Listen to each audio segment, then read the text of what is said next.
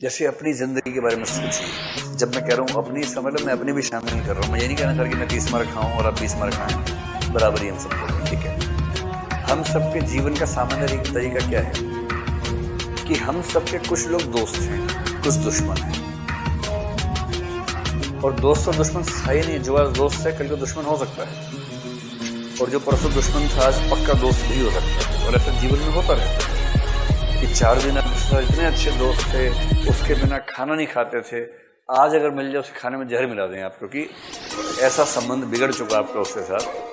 और पहले खराब था, अब दोस्ती हो गई किसी से, ये भी होता ही है। तो हम सब क्या करते हैं, जीवन जी रहे हैं, बहुत सारे लोग जीवन जी रहे हैं। कुछ के साथ हमारा मन मेल खाता है, कुछ के साथ नहीं खाता है, और बाकी हमारे लिए नॉन एग्जिस्टेंट है, उनसे फर्क ही नहीं पड़ता। कोई है तो है, हमें क्या पता चलेगा।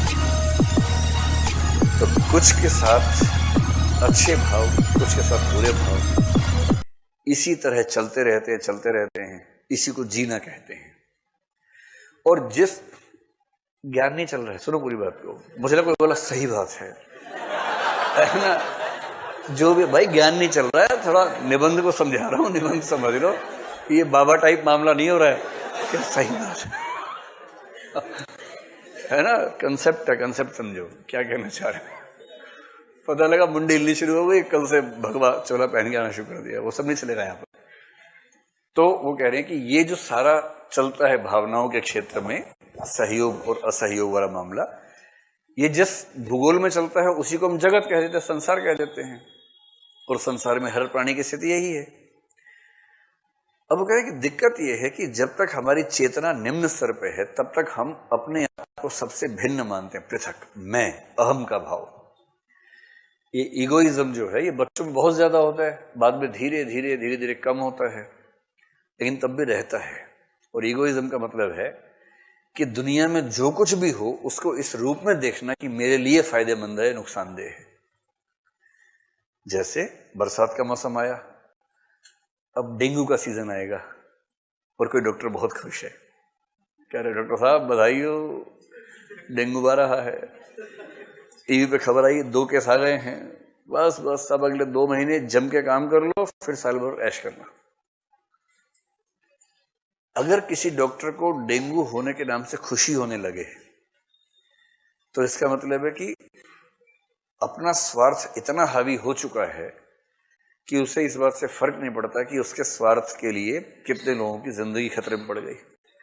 किसी भी क्षेत्र में अगर किसी भी ऐसी चीज में हमें सुख होने लगे जो दरअसल लोक दुख से जुड़ी है, तो चिंता की बात है। और जब तक व्यक्ति ऐसा रहता है, बात केवल डॉक्टर्स की नहीं है, हर प्रोफेशन में ऐसा हो सकता है, हर प्रोफेशन में।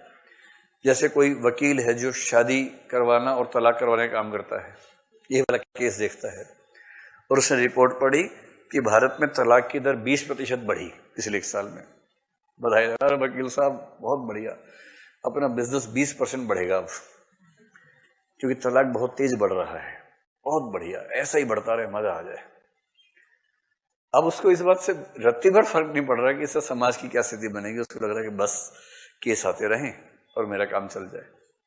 किसी भी व्यवसाय में, किसी भी जीवन में, जैसे विद्यार्थी जीवन में ही आपको कंपटीशन एक व्यक्ति से है, एग्जाम के 1 दिन पहले उससे एक्सीडेंट हो गया, अगर भगवान ही चाहता है कि मैं टॉप करूं, ठीक ही हुआ, अगले साल देगा एग्जाम।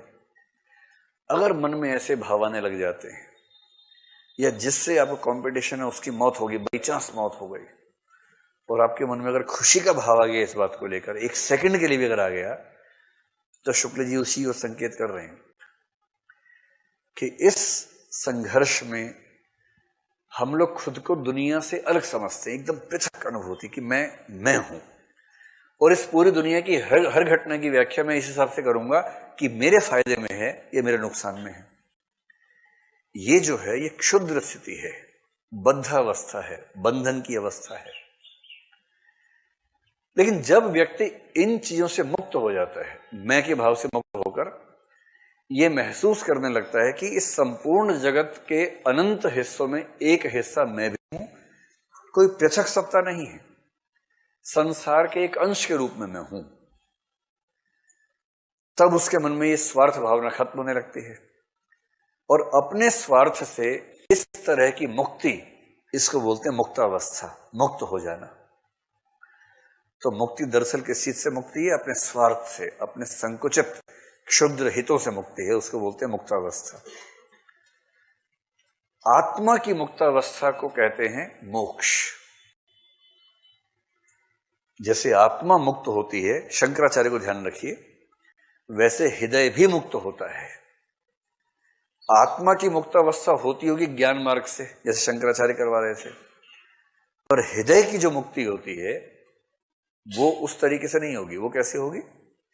हृदय की इसी मुक्ति के लिए हमारी वाणी जो शब्द विधान करती आई है उसे कविता कहते हैं। यानी कविता वह शक्ति है, वह शब्द विधान है जो बद्ध हृदय को मुक्त करने का प्रयास करता है। और चूंकि इससे हमारा हृदय मुक्त होता है, इसका मतलब मुक्ति तक पहुंचने का मार्ग ये भी है। और इसलिए हम कविता को भाव योग कहते हैं और ज्ञान योग और कर्म योग के समकक्ष मानते हैं। ज्ञान योग से क्या होता था? आत्मा मुक्त हो जाती थी। कर्म योग से भी लोग मानते हैं कि इससे हमारी चेतना मुक्त हो जाती है, मोक्ष मिलता है। कर्म योग ज्ञान योग की टक्कर में कह रहे हैं एक और योग है भाव योग। भाव योग है कविता, क्योंकि भाव योग पर चलकर हमारी भावनाएं, हमारा हृदय मुक्त हो जाता है, बंधन में नहीं रहता है। हाथ कुछ लगा नहीं, कोई भी भाव कमबख्त जगह नहीं।